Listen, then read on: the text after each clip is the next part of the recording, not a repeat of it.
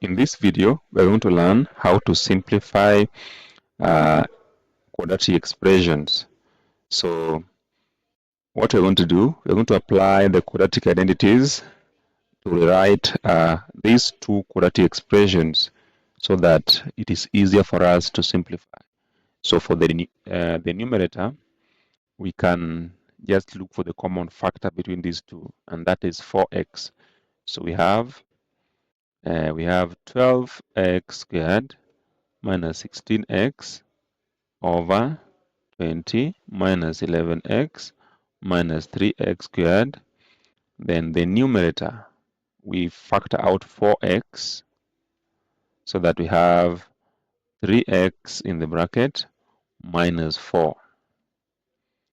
Then for the denominator, we can apply the quadratic identities to rewrite these.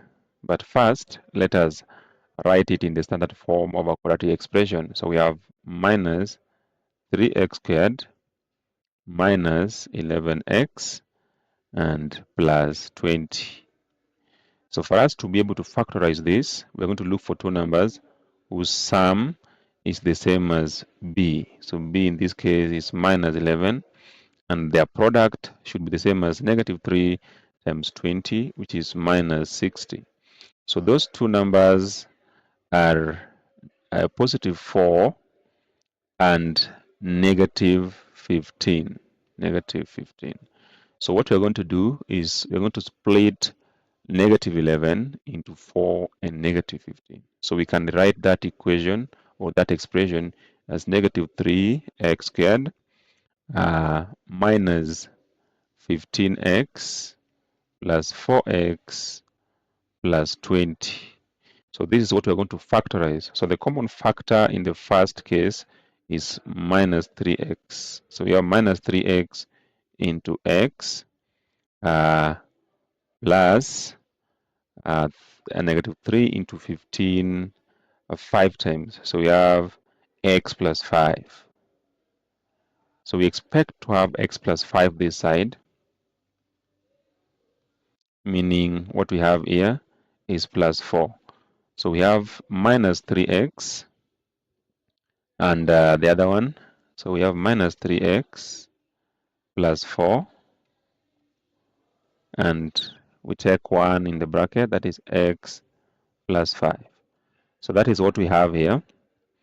So we can write that 20 minus 11x minus 3x squared is the same as minus 3x plus 4 times x plus 5. So let us now simplify this. So the intention is to have two expressions in the denominator and the numerator that can cancel out. So that is what we want to create, either on the numerator or on the denominator. So we can write this as negative 1 into this. So we're going to have negative 1. We take that negative 1 out of the bracket so that whatever is left in the bracket can be written as 4 minus 3x. And remember, there is still 4x. Then we have the denominator as negative 3x plus 4, and we have x plus 5.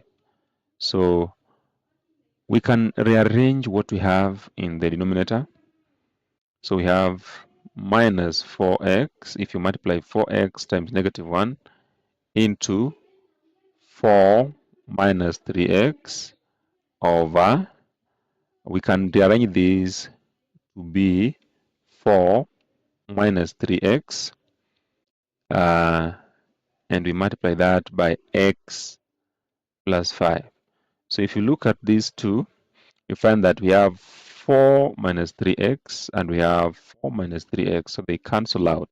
So that what you're left with, in the numerator we have negative 4x, and on the denominator we have x plus 5. So that is the simplified version of our expression.